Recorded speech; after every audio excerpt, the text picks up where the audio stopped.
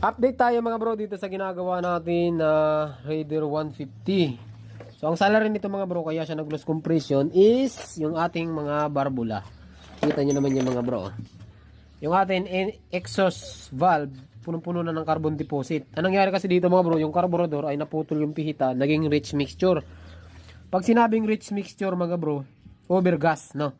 Mas madami yung pumapasok na gasolina kumpara sa hangin. Ngayon, pagpasok, napakadaming gasolina, hindi kayang sunugin ng spark plug lahat ng binibigay ng gasolina galing dun sa ating carburetor. Ang nangyayari, nagiging deposit siya, carbon deposit. Ito mga bro, mangyayari. Ayan. Ngayon, pagka nagbara yan dyan sa mga butas na yan, loss compression ang tawag dyan. So, sumisingaw siya, walang compression na mangyayari. Kaya, hindi siya napandar. Ayan. Ang gagawin natin dyan mga bro, papalitan natin ng valve seal, hahasain natin yung mga barbula mga bro para